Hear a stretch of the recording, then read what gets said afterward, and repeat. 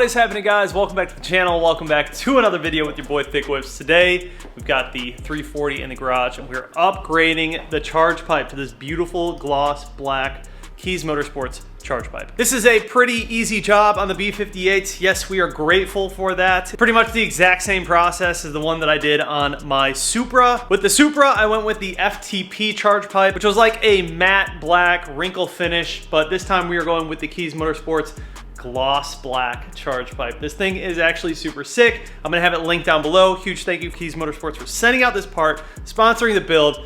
Let's get into the install. It's gonna be so easy. I already know that some of you guys are gonna be in the comments talking about how unnecessary this modification is, but let's be honest, you guys. 90% of the stuff that we do to these cars is pretty much unnecessary. We just do it because we love it. We like to add on different parts. We like to make our engine bays look better. I, just like many of you who watch this channel, love going to car shows. We like popping our hoods. We like the engine bay looking nice and clean and neat. And the charge pipe is a great way to go ahead and do that. We're also increasing durability. Now, as you guys know, some of the other engines, N55s, N20s, etc., have very brittle plastic charge pipes, and it's recommended that you upgrade them if you are going to be increasing boost or adding an obscene amount of horsepower. It's likely that those charge pipes are going to crack. Now, on the B58s, the stock charge pipe isn't as bad as the N55s or N20s, but it is still something that you should consider upgrading if you are looking to make a lot of horsepower, which I would like to do.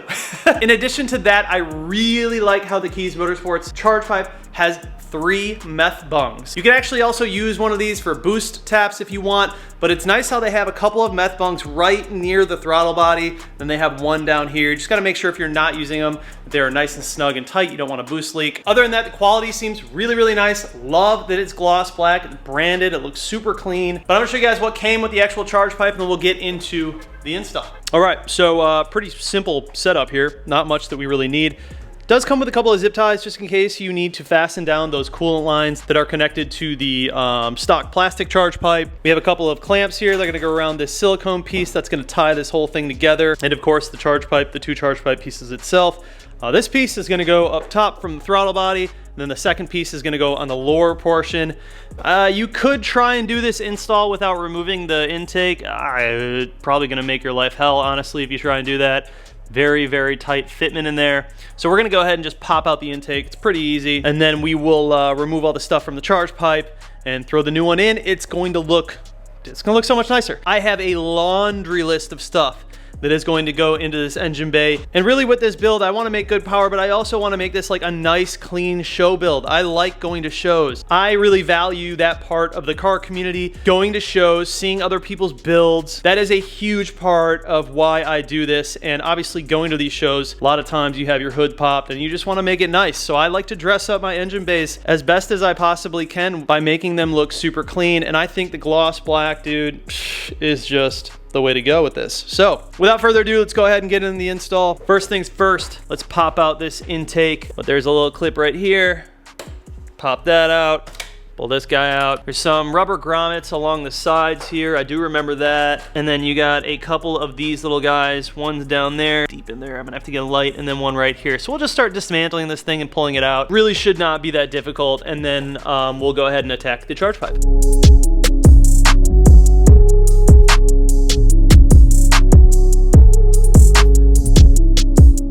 All right, so I got mostly everything that I need out of the way over here. Unplugged a lot of the stuff, things going to the wastegate. Basically, I have to remove this intake and this inlet so I can get underneath where the charge pipe actually connects. You could probably finesse it without pulling all that stuff out, but I just think it's gonna be a lot easier, especially to show you guys what's actually going on if I pull this stuff out. And it's really not that difficult to take it out. So we're just gonna take the extra steps and go ahead and do it for you guys. There is one line that runs into the intake down here that I can't quite get off. So I'm actually just gonna start taking apart the charge pipe so I can get underneath and disconnect that, and then I can pull this whole piece out. So to remove the charge pipe from the throttle body, we've got 3 T30s. I'm gonna pop those out, one there, one there, and there, and then one underneath.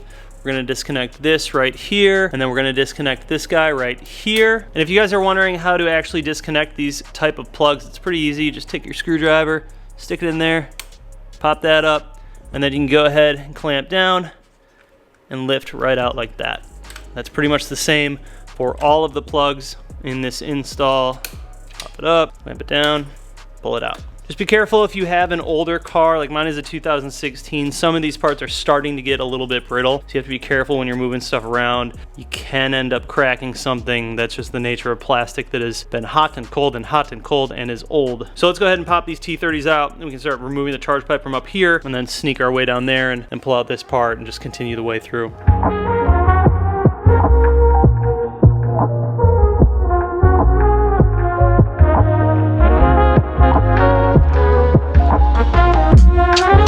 All right, so still kind of working away at this inlet here, but you can see the clamp that you need to get at is right down here. My finger on it. That's what you need to pop off in order to remove the entire inlet piece from the turbo. And then underneath it, you guys see this pipe right here, that's the bottom of the charge pipe. So the reason that I'm removing this is so I can show you guys where the charge pipe actually connects to the bottom of the turbo. And that's just gonna be a lot easier for you guys to see it. But when you guys actually install this yourself, you probably don't need to remove the inlet. When I did the Supra one, I don't think I even removed the inlet. I just removed this top piece in the intake and went from underneath to pull it out. The majority of you probably won't need to remove all this stuff. I'm just doing it so I could show you a little bit easier. So let me pull out the rest of this inlet, and then you guys are gonna be able to see where the charge pipe connects and how we get that off.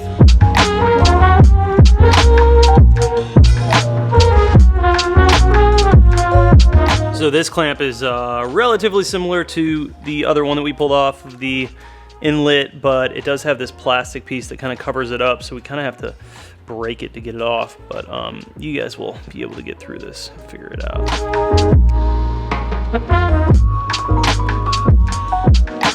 Last little thing we need to disconnect is this hose clamp right here. Just open it up by pressing them together. And then once that's disconnected, we can actually pull out the whole charge pipe. All right, got everything out. Like I said, a lot of this is probably overkill. You guys don't have to remove all that, but if you want to, go for it. Next up, we're gonna remove this sensor. Just a T20 right on top. We're gonna transfer this over to the new one. And then this one should just screw right out. New charge pipe.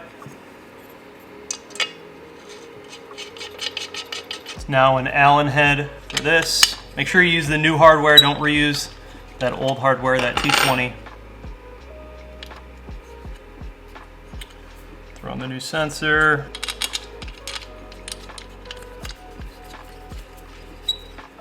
We are currently not running meth on this car yet, so I'm just gonna make sure that these are nice and snug.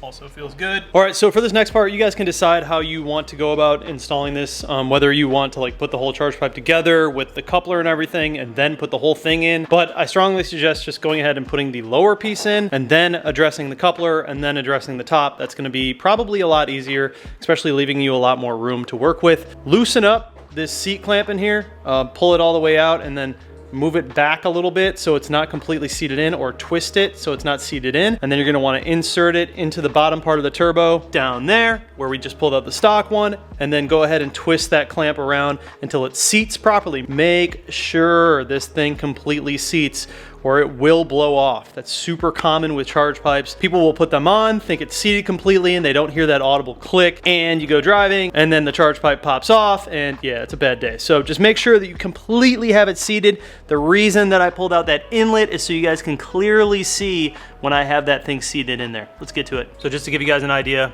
that's how I'm sliding this in with the clamp like that. Just be careful so you're not hitting stuff.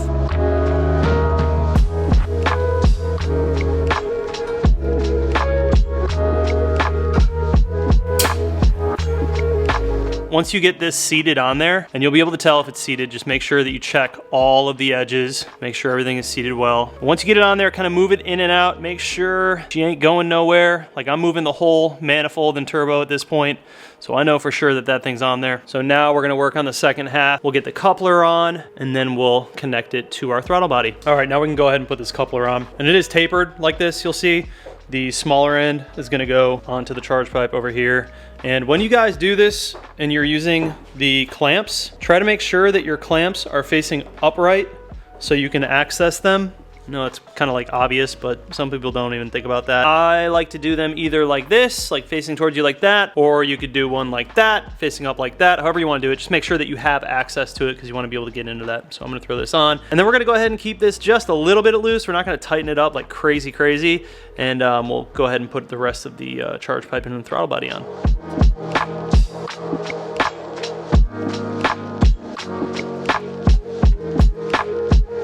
All right, so for the throttle body side of things, there are 3 new Allen head screws that are supplied. Make sure you use these and not the ones that came off of the factory charge pipe. And you really want to make sure that this thing is completely seated. You want to do this before you tighten your couplers down there, just to make sure that the fitment is right and everything is good.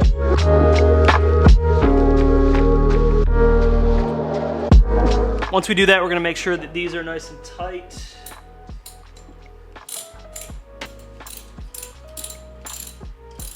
All right, that should be good. Thing is super solid. Double check everything down here, make sure it's good. Before you guys start on the intake, make sure to throw these 2 plugs back in. Got one right there. And lock it. And then you got one right here. And lock it. All right, so at this point, we can go ahead and throw the intake back in, basically the reverse of everything that I just did. And then I will show you guys the finished product.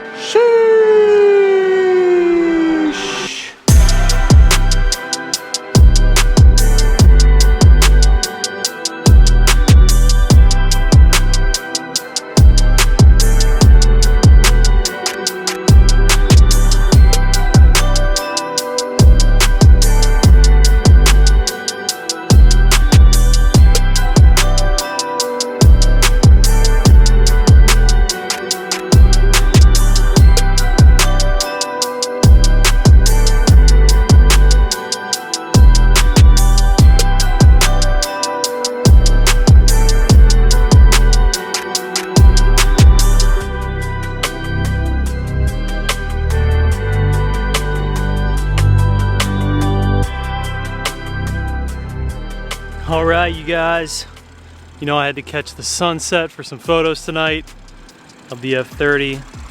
Well, we got the charge pipe in. Dude, look at how good it looks. Just imagine once the intake gets here, we're gonna do some other things to dress this engine bay up. But yeah, you guys, super easy install. Looks really good. Very sturdy charge pipe. Love the branding on it. Love how it's all black, gloss black. And then of course with our meth bungs right here, we're gonna be utilizing those later. Gonna be good. All right.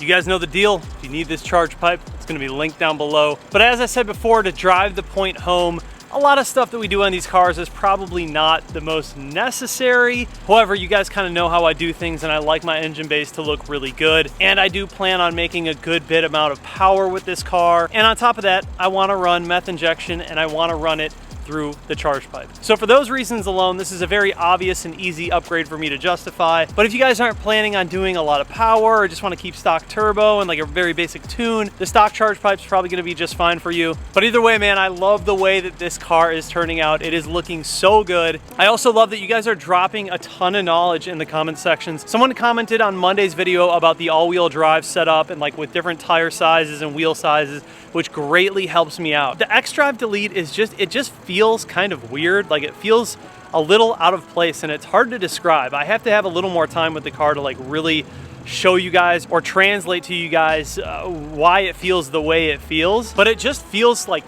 out of place. It's very strange. If you guys have done X-Drive Delete and you have a car like this, comment down below and just tell me if it feels odd to you at all. And I think I was starting to get used to that all-wheel drive hook. So I did a couple of pulls in this car already with rear-wheel drive and it just slides out immediately. I was kind of loving that hook no matter what. I was hooking with all-wheel drive. I think I'm gonna change the tire sizes up because the rear tires on these wheels are already dusted anyways. So I think what I'm gonna do is change the rear tire size from a 275 to a 265 and then leave the front at a 255. I think I should be able to get away running that on this car with all-wheel drive. Maybe, I think, I don't know. I have to do a little bit more research, but that does kind of have me readjusting some things in my head when it comes to the next set of wheels that are being made for this car because they're custom made.